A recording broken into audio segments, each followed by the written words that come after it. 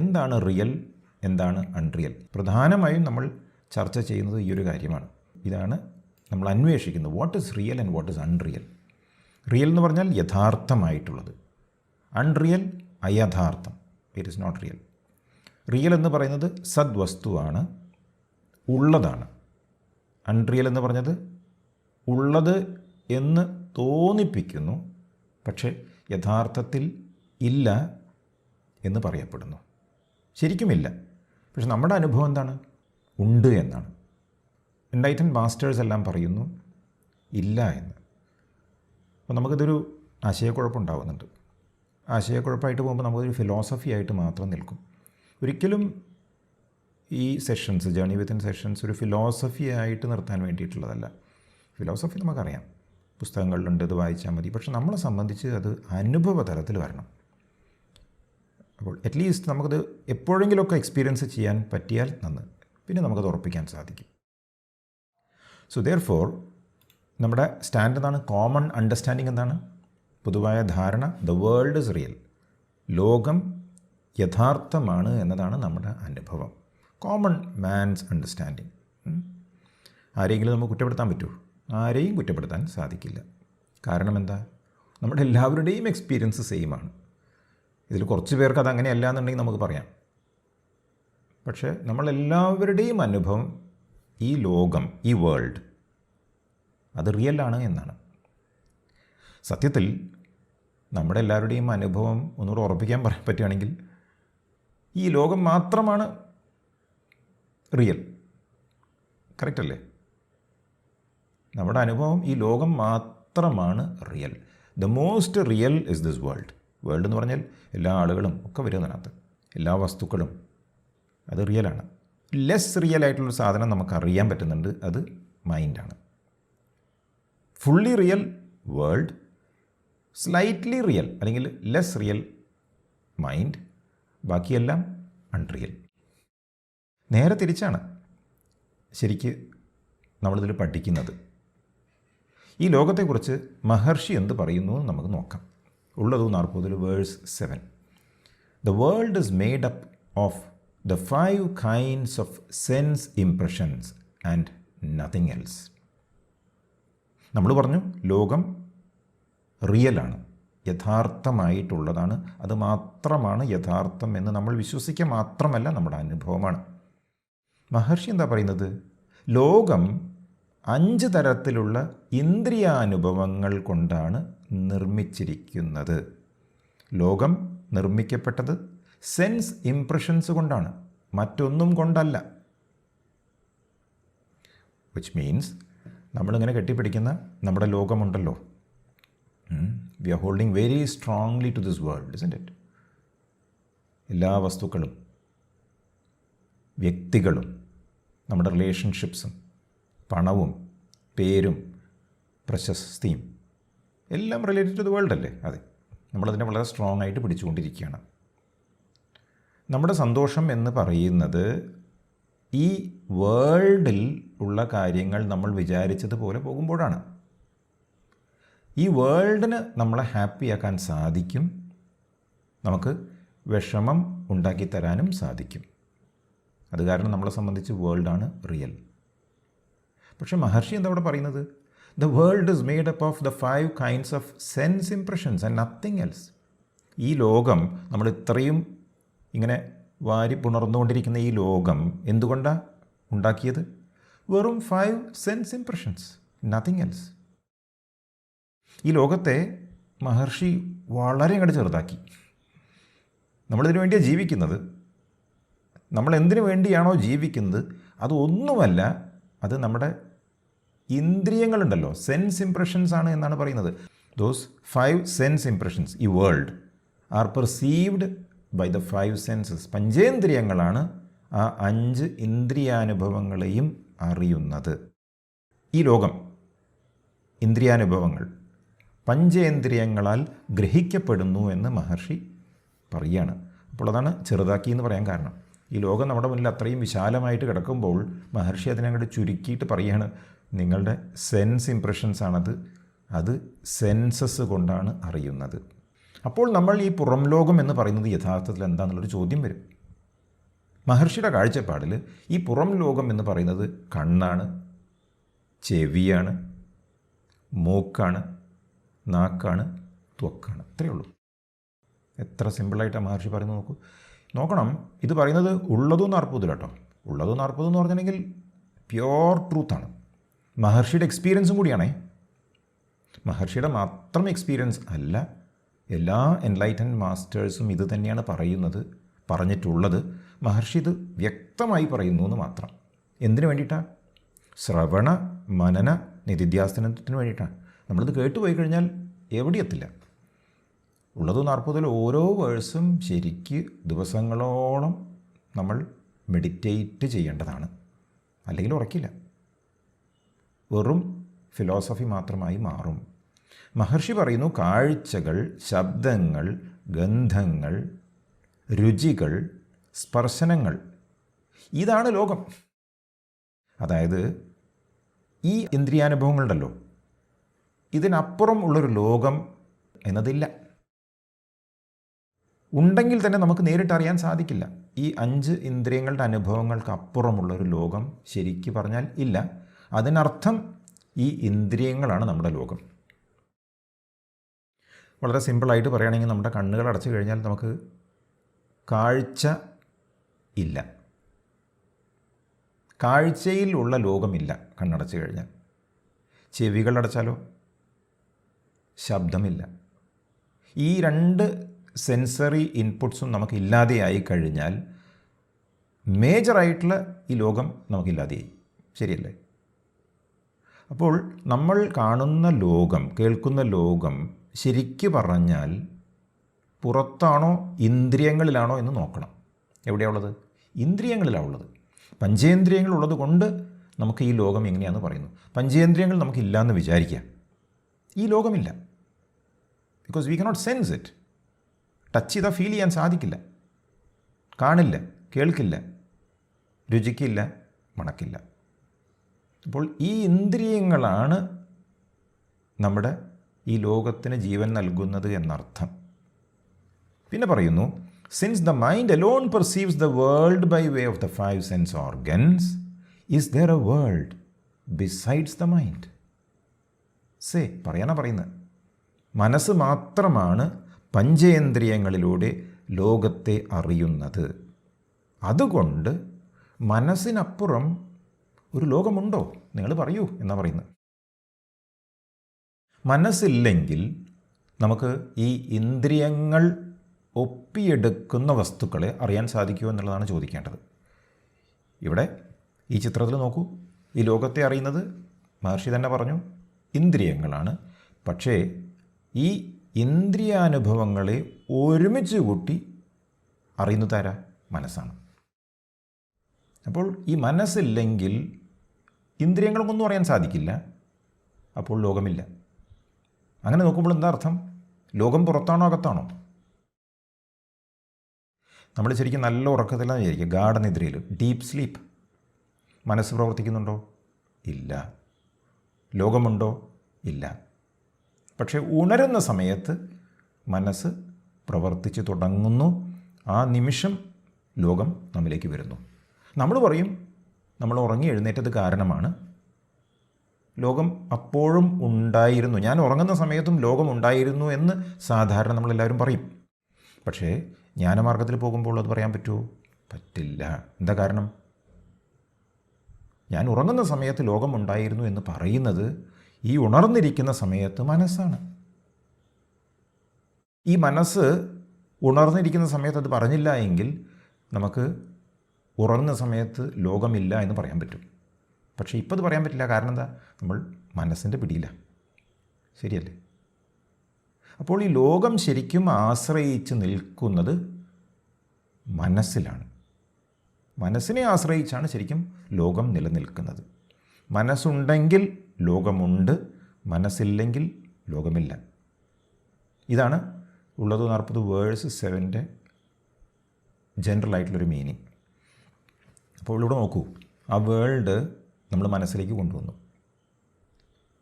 ആ വേൾഡ് അവിടെ ഉണ്ട്, പക്ഷേ ആ വേൾഡിനെ നമ്മൾ അറിയുന്നത് പഞ്ചേന്ദ്രിയങ്ങൾ കൊണ്ടാണ്. ഈ പഞ്ചേന്ദ്രിയങ്ങൾക്ക് പിന്നാമ്പുറത്ത് മനസ്സുണ്ട്. ആ മനസ്സുണ്ടെങ്കിൽ ഇന്ദ്രിയങ്ങൾ പ്രവർത്തിക്കുന്നു, അപ്പോൾ ലോകമുണ്ട്, ഇല്ലെങ്കിലില്ല.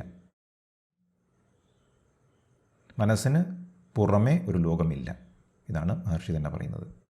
അപ്പോൾ ഇങ്ങനെ പറയുമ്പോൾ നമുക്ക് മനസ്സിനെക്കുറിച്ചല്ലേ കൂടുതൽ അറിയേണ്ടത്? ലോകത്തെക്കുറിച്ച് അറിഞ്ഞുകൊണ്ട് കാര്യമുണ്ടോ? കാര്യമുണ്ട്, പക്ഷേ ഈ മാർഗത്തിൽ കാര്യമില്ല.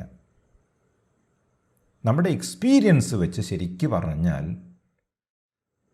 നമുക്ക് ജസ്റ്റിഫൈ ചെയ്യാൻ പറ്റില്ല. എന്ത്? മനസ്സ് ഇല്ലാതെ, ഇന്ദ്രിയങ്ങൾ ഇല്ലാതെ ലോകമുണ്ടെന്ന് നമുക്ക് ഒരിക്കലും ജസ്റ്റിഫൈ ചെയ്യാൻ സാധിക്കില്ല. നമ്മുടെ അനുഭവമാണ് പറയുന്നത് കേട്ടോ, മറ്റുള്ളവർ പറയുന്നത് കേൾക്കരുത്. നമ്മുടെ അനുഭവം, ജ്ഞാനമാർഗത്തിൽ നമ്മുടെ എക്സ്പീരിയൻസ് മാത്രമേ ഉള്ളൂ. അൾട്ടിമേറ്റായിട്ട് പറയുന്നത് നമ്മൾ മാത്രമേ ഉള്ളൂ. എല്ലാം നമ്മളാണ് അറിയുന്നത്. മറ്റൊരാൾ നമ്മളോട് പറയുന്നു പറയുമ്പോൾ നമ്മളിത് കേൾക്കുകയാണ്. കേൾക്കുമ്പോൾ വീണ്ടും അവിടെ മനസ്സ് വന്നു അല്ലേ? എന്ത് പ്രൂഫ് ആർക്ക് തരാൻ കഴിയുമെങ്കിലും അതെല്ലാം അറിയുന്നത് നമ്മുടെ ഇന്ദ്രിയങ്ങൾ ഉപയോഗിച്ച് നമ്മളുടെ മനസ്സാണ്. സത്യമല്ലേ? ആണ്. ആ മനസ്സാണ് എല്ലാം ഗ്രഹിക്കുന്നത്. So the world exists only when we are perceiving it. It does not exist outside of our perception. അത് ഉറപ്പാണല്ലോ. അതുകൊണ്ടാണ് രാത്രി ഉറങ്ങുന്ന സമയത്ത് we don't perceive the world. Who am I? മഹർഷി പറയുന്നു, apart from thoughts there is no such thing as the mind. അപ്പോൾ നമ്മൾ മനസ്സിലേക്ക് വരികയാണ്. മനസ്സാണല്ലോ പ്രധാനം. ഈ ലോകത്തിൻ്റെ അസ്തിത്വം, നിലനിൽപ്പ് മനസ്സിലാണ് എന്ന് വന്നു, ഉള്ളത് 40 പറഞ്ഞ പ്രകാരം. അപ്പോൾ ഇവിടെ ഈ മനസ്സെന്താണ് എന്ന് അന്വേഷിക്കുമ്പോൾ വ്യക്തമായിട്ട് മഹർഷി ഹൂഅമയിൽ പറയുന്നു, apart from thoughts there is no such thing as the mind.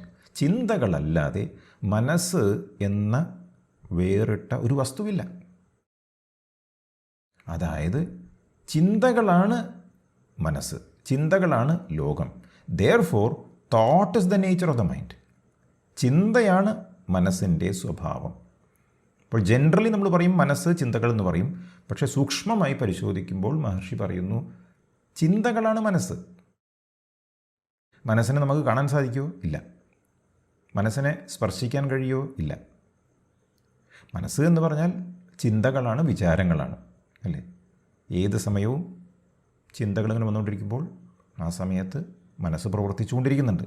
ചിന്തകളില്ലാച്ചാൽ ആ സമയത്ത് മനസ്സില്ല. അപ്പോൾ മനസ്സിൻ്റെ അടിസ്ഥാന സ്വഭാവം, നേച്ചർ എന്താണ്? ചിന്തകളാണ്. That is what Maharshi says. പിന്നെ പറയുന്നു, apart from thoughts there is no independent entity called the world. നേരത്തെ ഉള്ളത് 40 പറഞ്ഞ അതേ കാര്യം മനസ്സ് എന്ന് പറഞ്ഞത് ഇവിടെ മഹർഷി ചിന്തകളിലേക്ക് കൊണ്ടുവരികയാണ്. ചിന്തകൾക്കപ്പുറം ലോകം എന്ന സ്വതന്ത്രമായി നിലനിൽക്കുന്ന ഒരു വസ്തുവില്ല. ഇതെല്ലാം മഹർഷിയുടെ റിയൽ എക്സ്പീരിയൻസ് ആണ്, നമുക്കല്ല. അപ്പോൾ ഈ ഒരു സത്യമാണ് ശരിക്കും നമ്മൾ അന്വേഷിച്ചു പോകുന്നത്. വെറുതെ ഒരു ക്ലാസ്സോ വെറുതെ ഒരു റിട്രീറ്റൊന്നുമല്ല. ശരിയായ താല്പര്യം, മുമുക്ഷു എന്നൊക്കെ പറഞ്ഞാൽ ഈ സത്യം നമ്മൾ അന്വേഷിച്ച് എങ്ങനെയാണ് അവിടേക്ക് എത്തുക? ഇത് സത്യമാണെങ്കിൽ ബാക്കിയെല്ലാം അസത്യമല്ലേ? നമുക്കത് കണ്ടുപിടിക്കണ്ടേ? നമുക്കൊരു മനുഷ്യജന്മം ലഭിച്ചു. ഈ മനുഷ്യജന്മത്തിൽ നമുക്ക് സത്യാവസ്ഥ അറിയണ്ടേ? അതിനു വേണ്ടിയാണ് നമ്മൾ ഈ യാത്ര തുടരുന്നത്. Apart from thoughts there is no independent entity called the world. ചിന്തകൾക്കപ്പുറം ലോകം എന്ന സ്വതന്ത്രമായി നിലനിൽക്കുന്ന ഒരു സംഗതിയില്ല, ഒരു വസ്തുവില്ല. It's coming from a God realised sage. മനസ്സിലാക്കണം. അപ്പോൾ ഇതുവരെ നമ്മൾ കേട്ട കാര്യങ്ങൾ ഒന്ന് ക്രോഡീകരിക്കുകയാണെങ്കിൽ, ലോകം എന്ന് പറയുന്നത് എന്താണ്? ഇന്ദ്രിയാനുഭവങ്ങളാണ്. ഈ ഇന്ദ്രിയാനുഭവങ്ങളെ അറിയുന്നത് ഇന്ദ്രിയങ്ങളാണ്. ഈ ഇന്ദ്രിയങ്ങൾ അറിയുന്ന അനുഭവങ്ങളെ അറിയുന്നത് മനസ്സാണ്. മനസ്സ് എന്ന് പറഞ്ഞാൽ എന്താണ്? ചിന്തകളാണ്, ചിന്തകളുടെ പ്രവാഹമാണ്. ചിന്തകൾക്കപ്പുറം ലോകം എന്ന് തനിയെ നിൽക്കുന്ന ഒരു യാഥാർത്ഥ്യം ഇല്ല. മനസ്സ് ഇല്ലാതെ ലോകം എന്ന് പറയുന്ന ഒരു വസ്തു ഇല്ല. അപ്പോൾ നോക്കണം, നമ്മുടെ അനുഭവം ശരിക്കും എന്താണ്? നമ്മുടെ അനുഭവം ഈ ലോകത്ത് നിന്നാണ് നമുക്കെല്ലാം ഉണ്ടാകുന്നത്. ഭയം, സങ്കടം, അറ്റാച്ച്മെൻറ്റ്, അസൂയ, സന്തോഷം, anxiety, isn't it? These are emotions that we experience. നമ്മൾ അനുഭവിക്കുന്ന എല്ലാ ഇമോഷൻസും ഫീലിങ്സും it is when we deal with the world.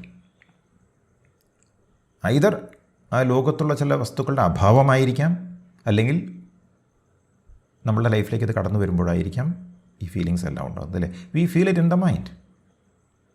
പക്ഷേ ഇവിടെ നമ്മളെന്താ സാധാരണഗതിയിൽ ചെയ്യുക? ആ ലോകത്തിലുള്ള വസ്തുക്കളെ നമ്മൾ മാറ്റിമറിക്കാൻ ശ്രമിച്ചുകൊണ്ടിരിക്കുകയാണ്.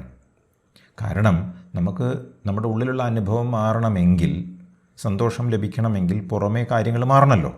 ഇതാണ് നമ്മുടെ അണ്ടർസ്റ്റാൻഡിങ്, സാധാരണ എല്ലാവരുടെയും അണ്ടർസ്റ്റാൻഡിങ്. അത് ചെയ്യേണ്ടെന്നല്ല പറയുന്നത്, ജ്ഞാനമാർഗത്തിൻ്റെ റൂട്ട് അതല്ല. നമ്മളെന്താ വേണ്ടത്? We have to look for the source of the mind. എവിടെയാണ് ഈ പ്രശ്നം എന്ന് നമ്മൾ അറിയുന്ന സമയത്ത്, പ്രത്യേകിച്ച് ഇപ്പോൾ ഈ 2 കോഴ്സിലൂടെ നമ്മളൊരു കാര്യം മനസ്സിലാക്കി, ലോകമല്ല സത്യം, സത്യം എന്ന് പറയുന്നത് മനസ്സാണ്. അപ്പോൾ ആ മനസ്സിനെക്കുറിച്ച് കൂടുതൽ മനസ്സിലാക്കുക, ആ മനസ്സിൻ്റെ ഉറവിടം അല്ലെങ്കിൽ ഉത്ഭവസ്ഥാനം കണ്ടെത്തുക. എങ്കിലല്ലേ നമുക്കിത് മാറ്റാൻ സാധിക്കുള്ളൂ. നോക്കൂ, നമുക്ക് പുറമേ ഉള്ളൊരു വസ്തുവിൽ നമുക്ക് പേടിയുണ്ട്. ആ പേടിയുള്ള വസ്തുവെ നമ്മൾ മാറ്റിക്കഴിഞ്ഞാൽ തീർച്ചയായും താൽക്കാലികമായി നമുക്കൊരു ഭയം ഇല്ലാതെയാവും. അപ്പോൾ നമ്മൾ വിചാരിക്കുകയാണ് ആ വസ്തുവാണ് ഭയത്തിൻ്റെ കാരണം. മറ്റൊരു വസ്തുവുണ്ട്, ആ വസ്തു അവിടെ ഉള്ളത് കൊണ്ട് നമുക്ക് സന്തോഷമുണ്ട്. നമ്മൾ വിചാരിക്കുകയാണ് ആ വസ്തുവിൽ വർധനവ് വന്നു കഴിഞ്ഞാൽ നമുക്ക് സന്തോഷം കൂടുതലാകുമെന്ന്. ഇതെല്ലാം ശരിക്കും ഇഗ്നോറൻസ് കൊണ്ടുണ്ടാകുന്നതാണ്. നമ്മൾ ശരിക്കും അന്വേഷിക്കണം, ആർക്കാണ് ഈ പ്രോബ്ലം ഉണ്ടാകുന്നത്, ആർക്കാണ് ഈ സന്തോഷം ഉണ്ടാകുന്നത്, ആർക്കാണ് ഈ ഫ്രസ്ട്രേഷൻ ഉണ്ടാകുന്നത്, ആർക്കാണ് ഈ ഫിയർ ഉണ്ടാകുന്നത്. ഇത് കൃത്യമായി നമ്മൾ നോക്കിയിട്ടില്ല എങ്കിൽ നമുക്ക് അബദ്ധം പറ്റും. നമ്മുടെ പേടിയുള്ളത് നമ്മുടെ ഉള്ളിലാണ്, പുറത്തല്ല.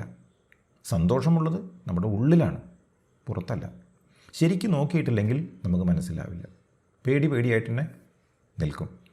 രാത്രി പെട്ടെന്ന് ഇയാൾ മരത്തിലൂടെ ഈ വെളിച്ചം വരുന്ന കണ്ട സമയത്ത് പ്രേതമാണെന്ന് വിചാരിച്ചു. ആൾ പിന്നെ അങ്ങോട്ട് നോക്കുന്നേയില്ല, പേടിയാണ്. ഇങ്ങനെ പേടിച്ചുകൊണ്ടിരുന്നുണ്ടെങ്കിൽ ആ പേടി അവിടെ നിൽക്കുമോ ഇല്ലയോ? തീർച്ചയായിട്ടും നിൽക്കും. പേടി മാറണമെങ്കിൽ അദ്ദേഹം പരിശോധിക്കണം. രമണ മഹർഷി ടോക്സിൽ പറയുന്നുണ്ട്, a man imagines that there is something by his side in darkness. It may be some dark object. ഒരാൾ തൻ്റെ അരികിൽ ഇരുട്ടിൽ എന്തോ ഉണ്ട് എന്ന് സങ്കല്പിക്കുകയാണ്, ഇമാജിൻ ചെയ്യുകയാണ്. അതൊരു ഇരുണ്ട വസ്തുവായിരിക്കാം. It may be some dark object. If he looks closely the ghost is not to be seen. അതൊരു ഗോസ്റ്റായിട്ട് തോന്നിയ അയാൾക്ക് സൂക്ഷിച്ച് നോക്കിയാൽ പ്രേതത്തെ കാണാൻ കഴിയില്ല. But some dark object which he could identify as a tree or a post etcetera. അതൊരു മരം അല്ലെങ്കിൽ ഒരു തൂൺ പോലെ തോന്നിക്കുന്ന ഒരു ഇരുണ്ട വസ്തു, അതാണ് ഗോസ്റ്റായിട്ട് തോന്നിയത്. If he does not look closely the ghost strikes terror in the person. സൂക്ഷിച്ച് നോക്കിയില്ലെങ്കിൽ എന്ത് സംഭവിക്കും? പ്രേതമുണ്ട് എന്ന ഭയം അയാളിൽ ഉണ്ടാകുന്നു. All that is required is only to look closely and the ghost vanishes. സൂക്ഷിച്ച് നോക്കേ വേണ്ടൂ, പ്രേതം അപ്രത്യക്ഷമാകും. The ghost was never there. So also with the ego. പ്രേതം അവിടെ ഉണ്ടായിട്ടേ ഇല്ല. അതുപോലെ തന്നെയാണ് നമ്മുടെ ഈഗോ. ഈഗോ എന്ന് പറഞ്ഞാൽ മൈൻഡാണ്. ഈഗോ എന്ന് പറഞ്ഞാൽ ഞാൻ എന്ന് പറഞ്ഞാൽ മൈൻഡ് തന്നെ. നമ്മൾ നോക്കി, നേരത്തെ ഉള്ളത് 40 ഹൂവമയിലും നമ്മൾ നോക്കി, മൈൻഡാണ് എല്ലാം എന്ന് പറഞ്ഞു അല്ലേ? ആ മൈൻഡ് തന്നെയാണ് ഈഗോ. അപ്പോൾ ആ ഈഗോ ആണ് എല്ലാത്തിനും കാരണം. ആ ഈഗോ ആണ് ഗോസ്റ്റ്.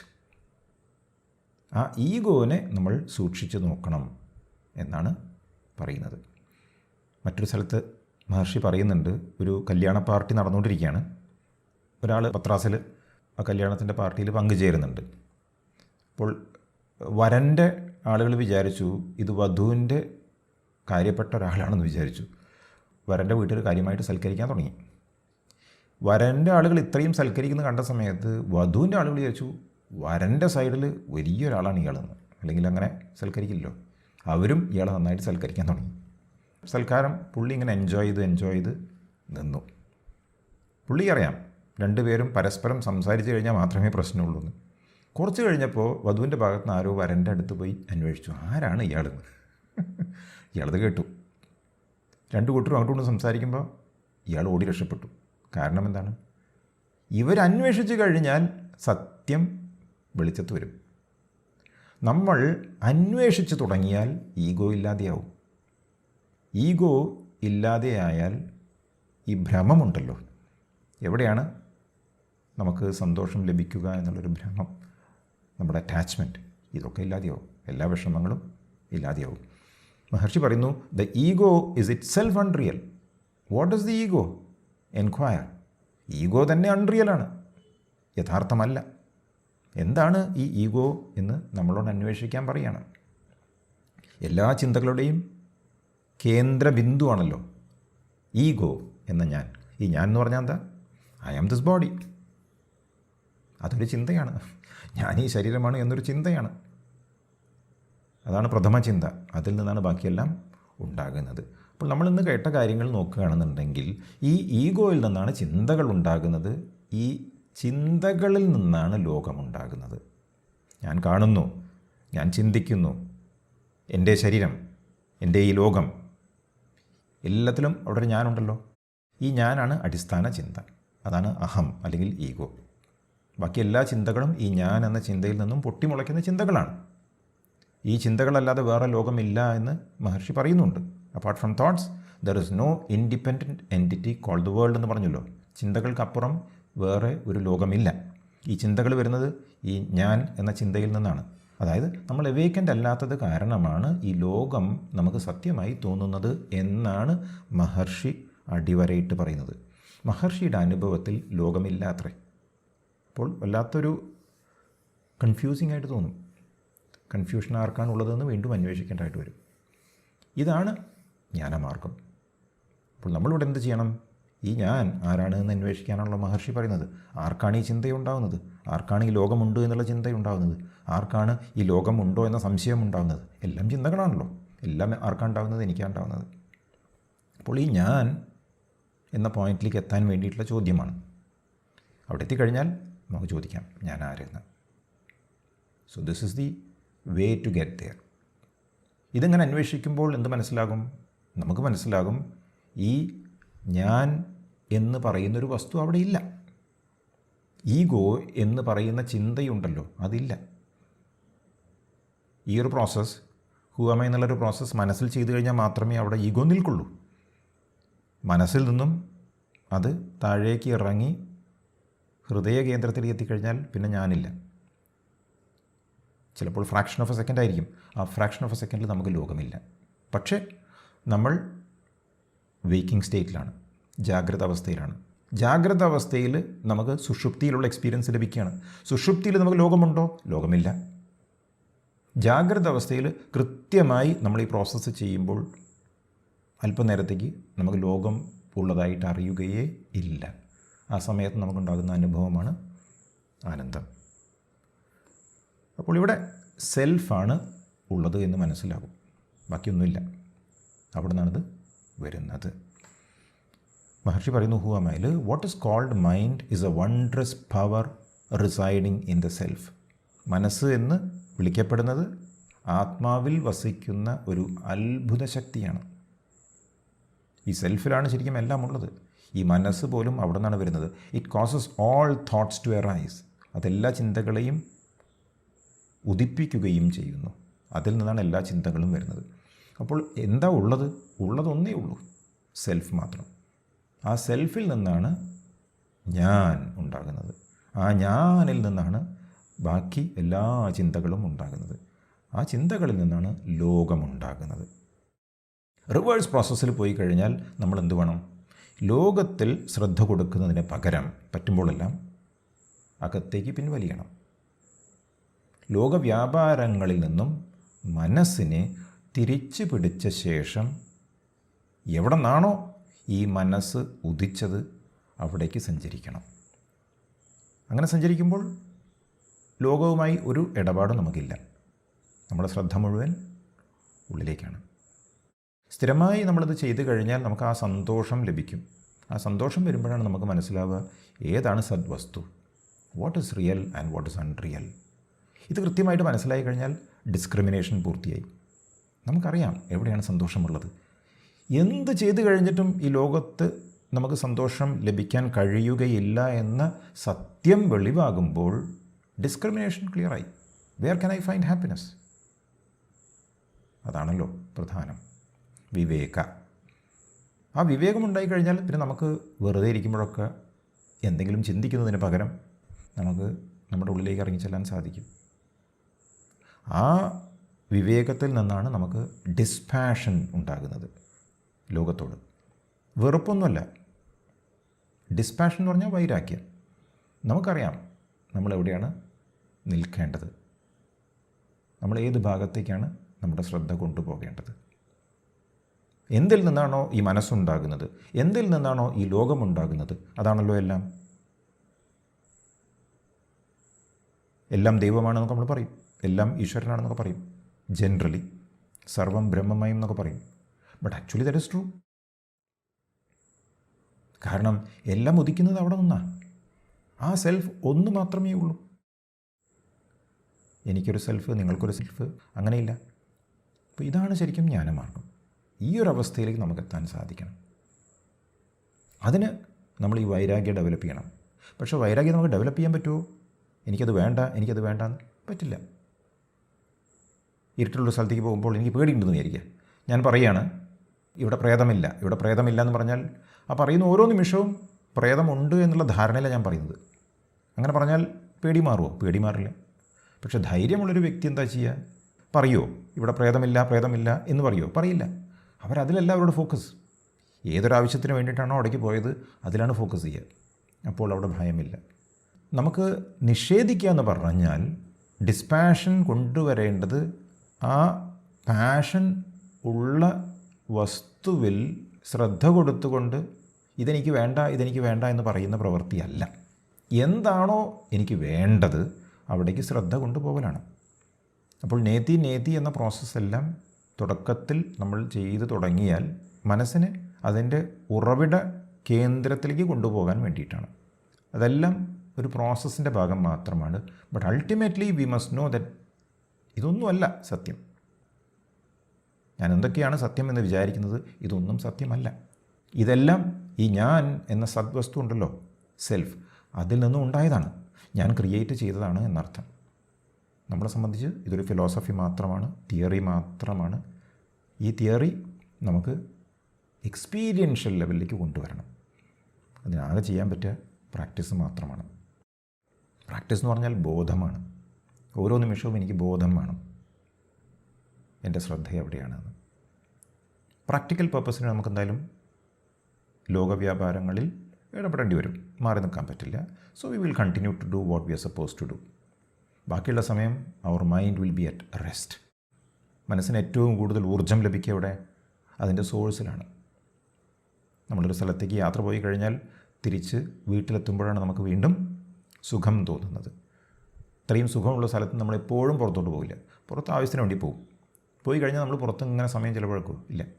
തിരിച്ച് നമ്മൾ വീട്ടിലേക്ക് വരും. അവിടെ കിടന്നുറങ്ങുമ്പോൾ വീണ്ടും നമുക്ക് ഊർജ്ജം ലഭിച്ചു, പിറ്റേ ദിവസം പുറത്തു പോകാൻ, ജോലി ചെയ്യാൻ.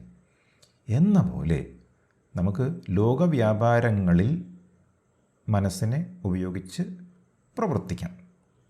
അത് കഴിഞ്ഞാൽ അനാവശ്യമായി ഈ മനസ്സിനെ ലോകവ്യാപാരങ്ങളിൽ ഇടപെടുത്തേണ്ട കാര്യമില്ല. കാരണം അത് നമുക്ക് ദോഷം ചെയ്യും, ക്ഷീണം ഉണ്ടാവും. പകരം ഏതെല്ലാം സമയങ്ങളിൽ നമുക്ക് നമ്മുടെ ഉള്ളിലേക്ക് പോകാൻ സാധിക്കും, സെൽഫിലേക്ക് പോകാൻ സാധിക്കും, അതായത് ഞാൻ എന്ന ഫീലിംഗിൽ നിലനിർത്താൻ സാധിക്കും.